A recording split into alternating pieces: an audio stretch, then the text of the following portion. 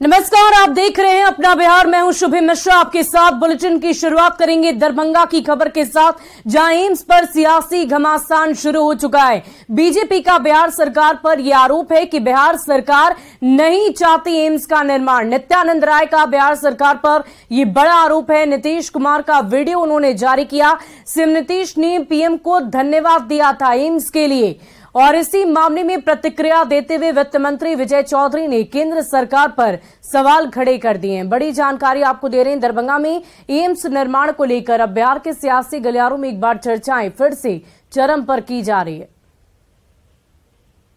वो भय में ही है, डर से ही किया क्रेडिट मोदी जी को नहीं चला जाए, मोदी सरकार को नहीं जाए, माननीय प्रधानमंत्री जी को नहीं जाए, इसलिए कर रहे हैं। और जबकि जब कई वर्ष हो गए उसकी स्वीकृति के, उसके समय के कई एम्स कितना निर्माण आगे उसका बढ़ गया, क्यों रोके हुए?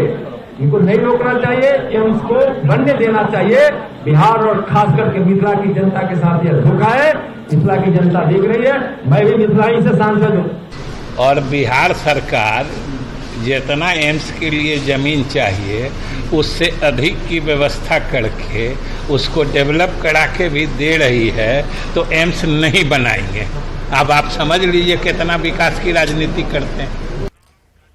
वहीं दरभंगा एम्स मामले को लेकर जल संसाधन मंत्री संजय झा ने पीएम मोदी पर हमला बोलाया। उन्होंने ट्वीट किया कि दरभंगा में बिहार सरकार की ओर से दी गई पड़ती भूमि एम्स निर्माण के लिए उपयुक्त नहीं है। जरा राजनीति को परे रखकर सोचिएगा, आपकी इस बात पर आखिर कौन यकीन करेगा? आप जिस प्रदेश से आते हैं वहां तो नर्मदा नदी के बीच में टापू पर दुनिया की सबसे ऊंची मूर्ति #स्टैच्यू ऑफ यूनिटी का निर्माण कराया गया है। देश में ऐसे अनेक उदाहरण मौजूद हैं जिनमें पहाड़ों, नदियों और अत्यंत दुर्गम स्थलों पर भी विकास की इमारत खड़ी की गई है। #दरभंगा एम्स के लिए बिहार सरकार ने न केवल मुफ्त में जमीन दी है, बल्कि उस पर मिट्टी भराई कर उसके समतलीकरण और 4 दीवारी निर्माण के लिए 309.29 करोड़ रुपए खर्च करने की स्वीकृति भी दे दी है। आपका विभाग जब उस भूमि पर एम्स निर्माण की सहमति देगा, उसके तत्काल बाद मिट्टी भराई का काम शुरू कर दिया जाएगा।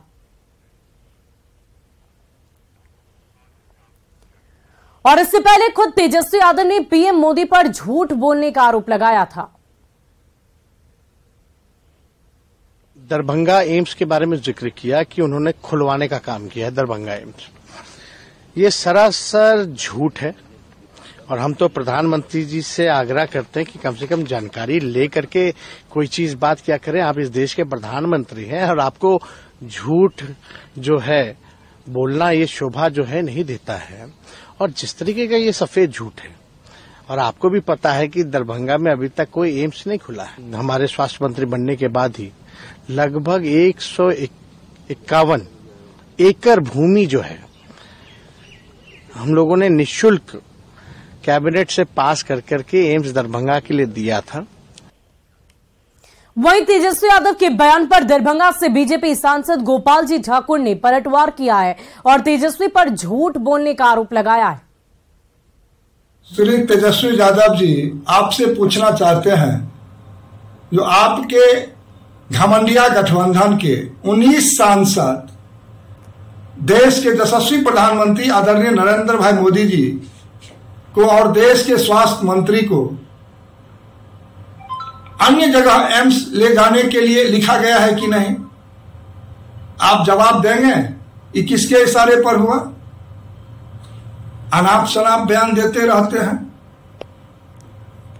वहीं तेजस्वी के बयान पर केंद्रीय स्वास्थ्य मंत्री मनसुख मांडविया ने कहा है कि मोदी सरकार विकास की राजनीति कहती है और करती है। मोदी सरकार की नीयत पूरी तरह साफ है। उन्होंने ट्वीट किया कि दरभंगा में एम्स की अनुमति 19 सितंबर 2020 को दे दी गई और बिहार सरकार ने 3 नवंबर 2021 को पहली जमीन दी थी।